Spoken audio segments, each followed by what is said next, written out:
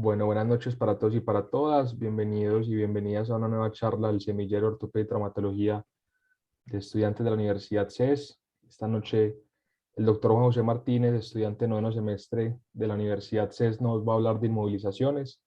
El doctor se encuentra en este momento haciendo prácticas en el ruralito. Doctor, buenas noches y bienvenido. Puede arrancar cuando quiera. Listo, bueno, gracias Jorge, buenas noches. Como ya Jorge dijo, mi nombre es Juan José Martínez y soy estudiante de noveno semestre. Me excusan, voy a apagar la cámara mientras porque estoy pues, con los datos del celular y la señal no es muy buena. Entonces hoy vamos a hablar pues de inmovilizaciones.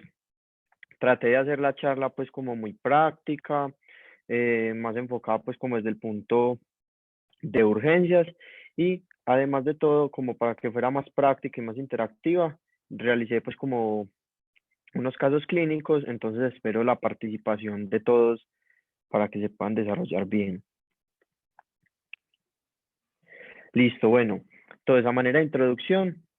Entonces, ¿qué es inmovilizar? Inmovilizar es mantener una articulación o hueso en su posición mediante una férula, un yeso o cualquier aparato ortopédico, principalmente para restringir el movimiento de esta. ¿Para qué inmovilizamos? Entonces, como ya dije, restringir el movimiento y mediante esto favorecer la cicatrización del área lesionada. ¿Y qué buscamos cuando estamos inmovilizando? Disminuir el dolor, el edema, espasmos musculares, darle protección al área lesionada y una adecuada alineación de los fragmentos óseos. Entonces, ¿por qué es importante hablar de inmovilizaciones? Las fracturas tienen una incidencia anual de alrededor del 3.6%. En el 2019, en este estudio muy grande pues, de Lancet, que siguió desde 1990 a 2019, varios pacientes se dieron cuenta que hubo una incidencia de 178 millones de fracturas a nivel mundial. Los más afectados son principalmente los hombres, más que las mujeres. Esto se ha visto que es principalmente porque entonces hacen deportes de más riesgo, tienen trabajos también en ocasiones más riesgosas, la mayoría de veces tienden a ser más violentos y por accidentes de tránsito. Hablar de eso es muy importante, ya que en este estudio reportaban que las fracturas estaban entre la segunda y la cuarta causa de años perdidos de discapacidad a raíz de las fracturas y de sus eh, complicaciones como tales. Ellos reportaban que las fracturas más comunes a nivel de miembro inferior eran la fractura de rótula, de tibia y de peroné. En miembro superior, las fracturas de antebrazo con radio y cúbito y clavícula, escápula y húmero, siendo las de miembro superior alrededor pues más del 50% de todas las fracturas. Entonces, para entrar en materia, primero quisiera traer como un poco de historia, ya que las inmovilizaciones no es algo nuevo, es algo que ha sido desde hace muchísimos años. Hay reportes desde hace todo que se dice que hace más de 9000 años. Se dice que entonces los primeros que empezaron como a inmovilizar fueron los egipcios, por allá en el año 300 antes de Cristo. Se reportan pues encontró un cadáver de un egipcio, un joven, el cual tenía una fractura de fémur y se dieron cuenta que la fractura estaba inmovilizada con unos palos alrededor, los cuales eran unidos mediante un vendaje de lino.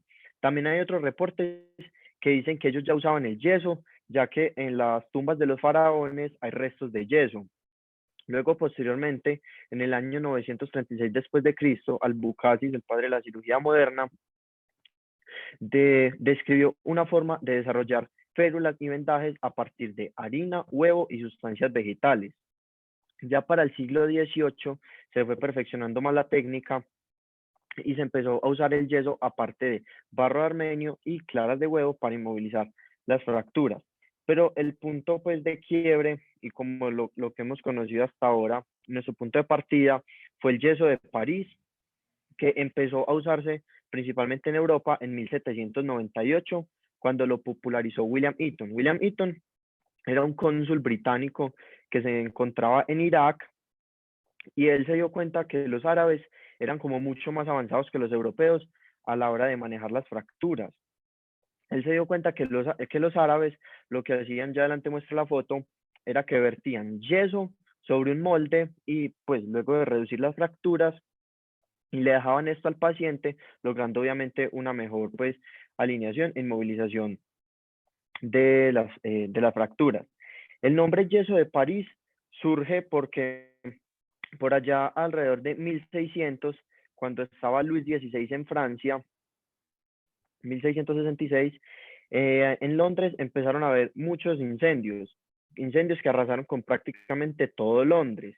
Entonces Luis XIV, perdón, por el miedo de que París también fuera arrasada por todos estos incendios, dio la orden de que todas las casas que tuvieran paredes de madera se construyeran, se reforzaran con yeso y las que no fueran demolidas, evitando esto. Entonces de ahí surgió el nombre de yeso de París y hay reportes pues de centrales de grandes minas de yeso que se encontraban en la época en París.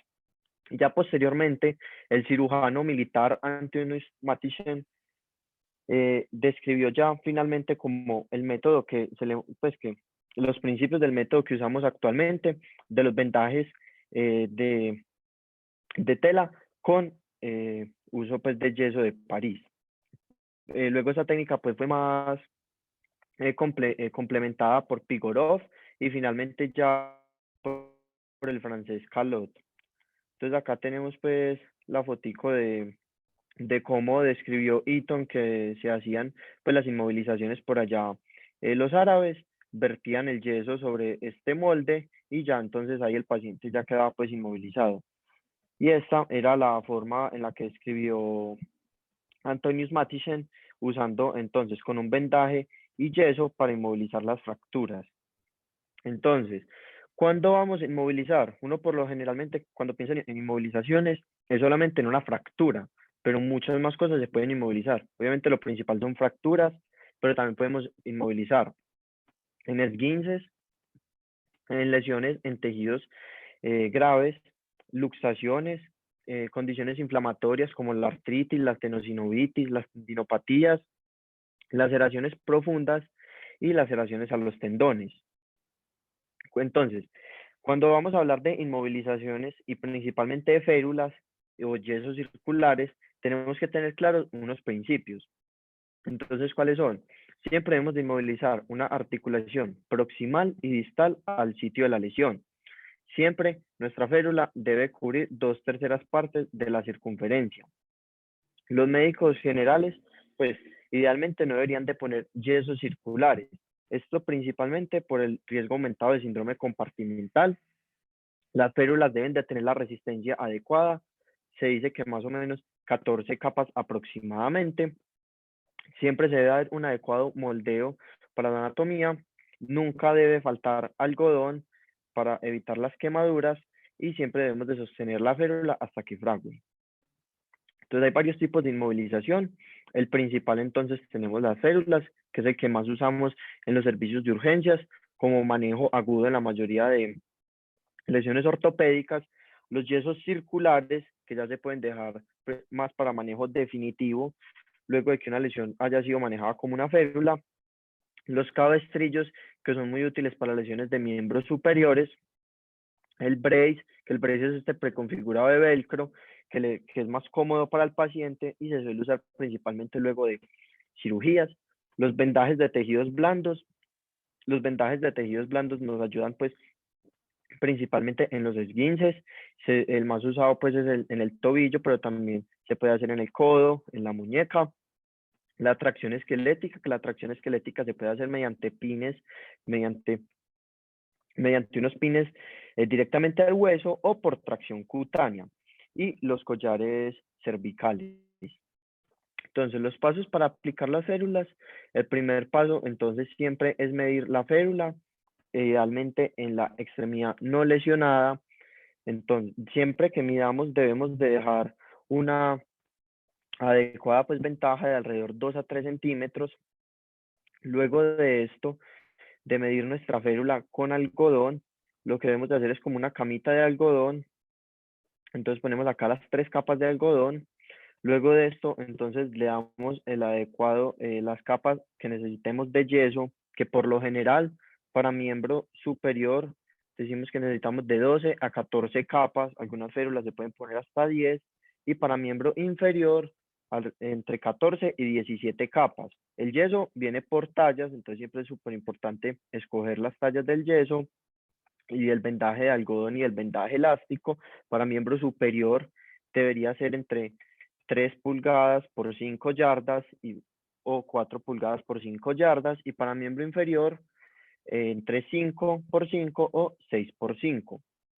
Luego de poner el número adecuado de capas pues que necesitemos, nos enrollamos el yeso en los dedos, lo llevamos al agua. El agua, pues lo ideal es que para una persona que no sea aún pues experta, el agua debe estar pues a temperatura ambiente, ya que entre más caliente esté el agua, más rápido se fragua la férula. Sumergimos el agua hasta que hace burbujas, sacamos la férula, la tenemos que escurrir muy bien, quitando todo el resto de agua, lo ponemos en nuestra camita de algodón, ya luego doblamos nuestra cama y ya queda lista la férula para ponérsela al paciente luego de haberle dado pues un adecuado vendaje en toda la extremidad. Al vendar con algodón toda la extremidad es súper importante tener en cuenta que hay unas prominencias que se tienden a ulcerar muy fácil, como cuáles, como el tobillo, la planta acá del pie en el calcáneo, también los codos y el olecrano. Ya luego, entonces, de aplicar la férula, por lo general siempre se requiere un segundo ayudante. Entonces, para que este nos ayude a darle forma a la férula y a darle una adecuada tracción, ya entonces ponemos el vendaje de tela, o puede ser también vendaje elástico, no importa, lo importante es que el vendaje quede bien puesto y firme. La primera vuelta del vendaje debe ser una vuelta rápida, idealmente de distal hacia proximal, siempre para favorecer el retorno venoso, y esta vuelta rápida para evitar que la férula se nos frague sin que haya tenido pues su adecuado moldeo. Acá hay pues como unos consejos para la aplicación de las férulas. Siempre usar la cantidad y el tipo adecuado de yeso y de vendaje. Cubrir súper bien las prominencias óseas y las zonas de alta presión. Poner la extremidad siempre en la posición que necesitamos. Antes, durante y después. Evitar doblar el vendaje elástico o de tela y que le queden arrugas, y evitar ya un moldeo excesivo. Entonces, este es el primer caso clínico. Tenemos un paciente masculino de 38 años que es traído por el personal del 123 en contexto de trauma como conductor de motocicleta a alta velocidad. Él portaba casco, al examen físico está estable hemodinámicamente, Glasgow 15-15, sin embargo refiere amnesia del evento, cefalea y dolor a la palpación en la región cervical. Entonces, alguien, si se quiere atrever, ¿qué imagen le pediría?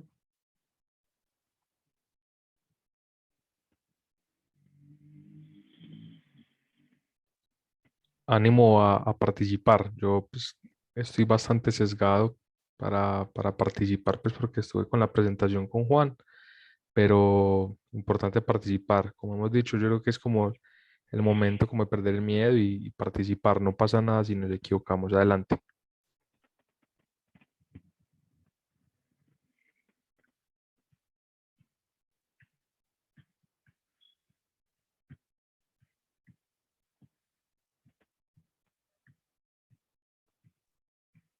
Bueno, se podría entonces pedir en este caso una AP y una lateral pues, de columna cervical como imagen propiamente para este caso clínico. Exacto, entonces acá pues tenemos la AP, que le ves a la P, vea la lateral, perdón. Bueno, yo veo dos fracturas. Veo una fractura de cuerpo vertebral en segunda vértebra y también veo una fractura en la primera. Exacto, sí. Y entonces, ¿cómo inmovilizaríamos a este paciente? Con un collarín, en un cuello. Con un cuello cervical, pues rígido, súper bien.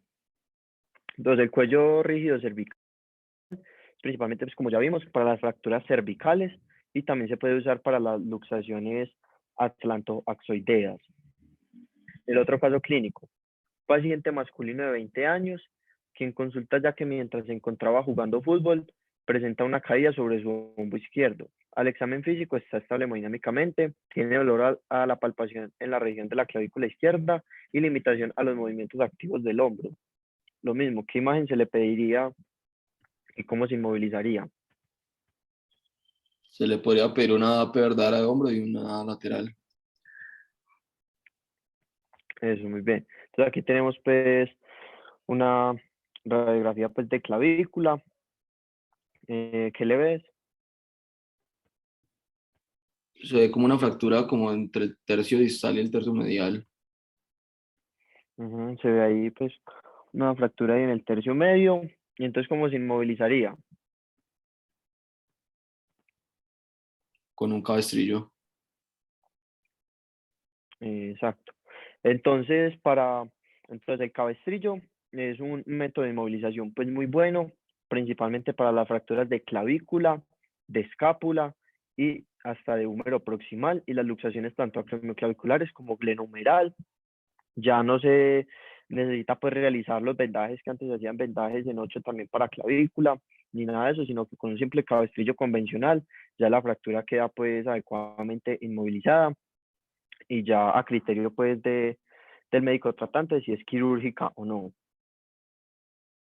El otro es una paciente femenina de 65 años quien consulta ya que mientras estaba sacando a su mascota se tropieza y cae desde su propia altura apoyándose sobre su mano izquierda. Al examen físico está estable hemodinámicamente, presenta una deformidad dorsal en su muñeca, crepitación a los movimientos y marcado edema. Lo mismo, ¿qué imagen le pedirían y cómo se inmovilizaría?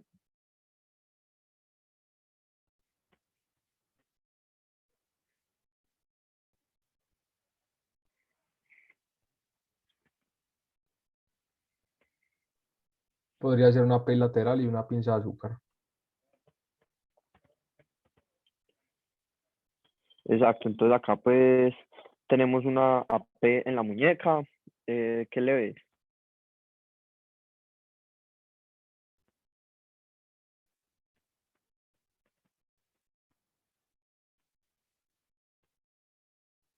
Y listo, ¿y cómo se inmovilizaría? Entonces acá tenemos pues la férula pinza de azúcar. Entonces la férula pinza de azúcar hay tanto para brazo como para antebrazo. Para brazo la pudiéramos usar para una fractura diaficiaria de húmero y en antebrazo también para la fractura diaficiaria de antebrazo y para radio distal, pues como era el caso de nuestra paciente anterior. La férula pinza de azúcar es una férula que por ser doble, esta sí cumple pues como la excepción, no se requerirían las 12 a 14 capas de miembro superior, sino que con solamente ponerle 10 capas la férula estaría pues con una adecuada rigidez por ser doble. Esta férula, si vamos a hacer una pinza de azúcar, entonces de diáfisis de húmero se mide desde el pliegue axilar, baja por toda la parte interna del brazo, voltean el codo y sube hasta el acromio. Esta férula tiene un truco, ya que es una férula algo complicada de colocar, y es ponerle 2 asas de vendaje, que ya la tengo en cada extremidad. Como se ve acá, en cada extremidad de la férula se le ponen 2 asas de venda, se le amarran al cuello del paciente, permitiéndonos que la férula quede estable mientras empezamos a vendar, ya que sostenerla con las manos es muy complicada. Acá vemos entonces el resultado final de cómo quedaría esta férula, y además esta férula también debería llevar, pues por la fractura deficiaria de húmero, un cabestrillito pues convencional como los anteriores.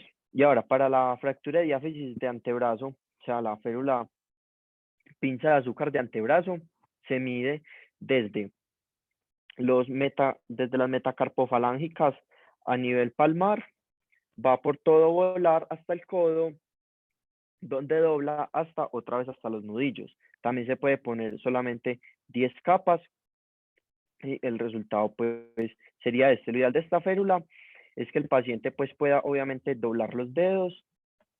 Para la fractura diaficiaria de antebrazo también se pudiera usar la férula posterior o la braquipalmar. Sin embargo, la pinza de azúcar pues se suele preferir en algunas ocasiones, ya que permite que el paciente pues tenga como mayor movilidad y no tenga un bloqueo completo de todo el miembro superior. Vemos entonces acá cómo miden. Acá entonces desde el pliegue palmar de las metacarpofalángicas hasta los nudillos. Listo, el otro caso clínico. Es un paciente masculino de 7 años, quien consulta por una caída desde su propia altura mientras estaba montando en patineta, refiere haber caído sobre su codo derecho. Al examen físico está estable hemodinámicamente, el triángulo del codo está presente, tiene dolor a los movimientos de flexoextensión y pronosupinación de la extremidad, además de crepitación y marcado edema. Mismo, ¿qué imagen pedir y cómo lo inmovilizaríamos?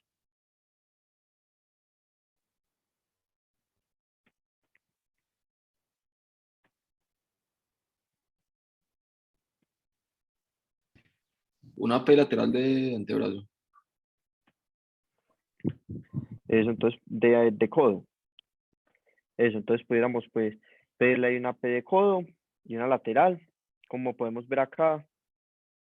Entonces el paciente pues tiene ahí su fractura, acá en todo el cúbito. ¿Cómo se inmovilizaría? Una braquipalmar. Con una férula posterior o braquipalmar. Entonces la férula posterior o braquipalmar, también la podemos ver acá, es la férula indicada para las fracturas de húmero distal, del olecranon, de la cúpula radial y de la coronoides. O sea, en conclusión, todas las fracturas alrededor del codo. También, como lo dije, se puede usar para las fracturas diaficiarias de antebrazo y para las luxaciones del codo.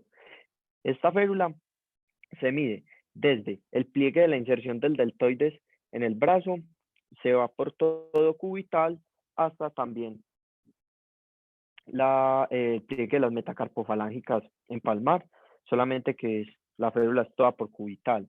La férula, esta sí requeriría pues ya así 12 a 14 capas según cómo vea uno al paciente, y esta sí no requiere cabestrillo. Listo, ahora, para el trauma de mano. Para el trauma de mano tenemos varias férulas. Tenemos la férula de Burkhalter, que es la férula ideal para las fracturas del carpo, del metacarpo y de las falanges proximales y de la luxación del carpo. La férula de Burkhalter requiere pues la posición de Burkhalter, que es la posición funcional de las manos. Entonces, esta férula se mide desde el tercio medio del antebrazo hasta la punta de los dedos, también como le dije, siempre dejándole una ventajita. Y la clave en esta férula es que el paciente pueda flexionar los dedos, más no extenderlos. Esta férula requiere pues la posición de Burkhalter, que se logra como se puede ver ahí en la imagen, uno poniendo la mano del paciente contra la de uno. Lo ideal es que la muñeca esté en una extensión de 30 grados, las metacarpofalángicas a 90 grados y las falanges a 0 grados. Ahora, la férula espica del pulgar es la férula ideal para las fracturas del primer rayo de la mano. Dice el primer rayo de la mano, fracturas del escafoides, fracturas del primer metacarpiano y de la falange proximal. Inclusive, algunos dicen que se pudiera usar hasta para las fracturas del trapecio. La férula espica del pulgar ya se puede poner no desde el tercio medio, no desde la mitad del antebrazo, sino ya desde el tercio medio del antebrazo hasta el pulgar. No tiene que cubrir todo el pulgar, se le puede dejar la uña libre al paciente. Esta férula, por ser más pequeña, si no requiere tantas capas, con 12 capas está bien, y no tenemos que tapar entonces por completo el pulgar. Y finalmente, para las falanges medias, tenemos la férula de Zimmer o sin dactilización. La férula, aquí podemos ver otra vez. Entonces la férula de Zimmer es esta. La ponemos principalmente para las falanges medias, haciendo que el paciente pueda mover el dedo en bloque y las falanges no se muevan cada una de forma independiente. O en algunos casos podemos usar la sindactilización, que la férula es el dedo consiguiente del paciente, poniendo con un vendaje con microporo con fixomol, evitando pues que el paciente flexione los dedos individualmente. La otra. Paciente masculino de 28 años, quien sufre un trauma mientras estaba montando bicicleta en Las Palmas, refiere que cae sobre su rodilla derecha, al examen físico estable hemodinámicamente, presenta edema a nivel de la rodilla derecha, limitación al apoyo, dolor a la palpación y los pulsos distales están presentes. Mismo, ¿qué imagen le pediría y cómo se podría inmovilizar esta fractura?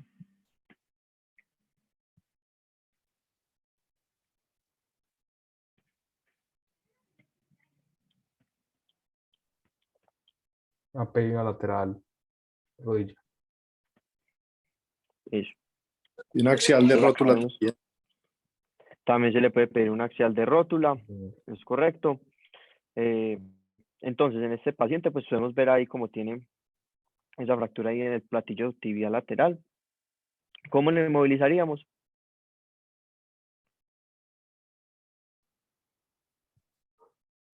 Inguinopédica. Ortopédica. Eso. Entonces, una férula inguinopédica. La férula inguinopédica es la férula ideal para las fracturas de fémur distal, platillos tibiales, como en el caso del paciente, rótula y tibia diaficiaria. Esta férula inguinopédica, por lo general, requiere de dos férulas, una anterior y una posterior, para cubrir las 2/3 partes de la circunferencia de nuestro paciente. La férula anterior va desde acá, desde el muslo hasta el maléolo, y la férula posterior, que es la principal, la que da mayor rigidez, va desde el pliegue glúteo hasta la punta de los dedos. Esta férula también requiere unos grados especiales para favorecer el retorno venoso y evitar el equinismo. El tobillo debe estar a 90 grados y en la rodilla debe haber un arco de 20 a 30 grados de flexión.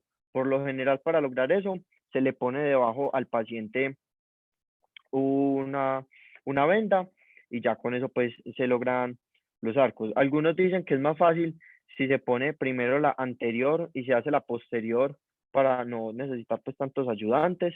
Otros dicen que es más fácil poner de una la posterior y ya luego la anterior. Ya es como a preferencia de cada uno.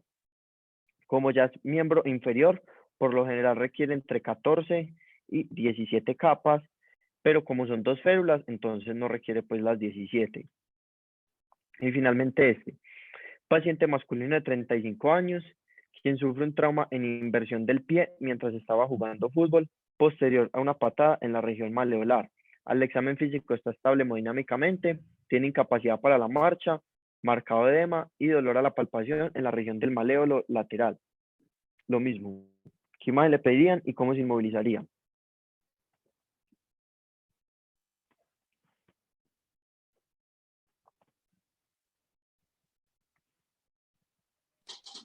Yo le pedí una radiografía P lateral y mortaja de tobillo. Y en caso de tener fracturas, pues depende también como si está luxado, si está rotado, ponerle o una suropédica o una férula bivalva. Exacto, súper bien. Entonces, acá tenemos este paciente, bien, ahí su fractura pues a nivel maleolar, ahí en el peroné. Entonces, ¿cómo la inmovilizaríamos? Listo, con la férula suropédica. Entonces, la férula suropédica es la fractura ideal ya para ver la férula ideal para fracturas de pilón tibial, de maléolos, fracturas del tarso y del metatarso, y en unos esguinces pues ya muy severos, pues esguince de tercer grado.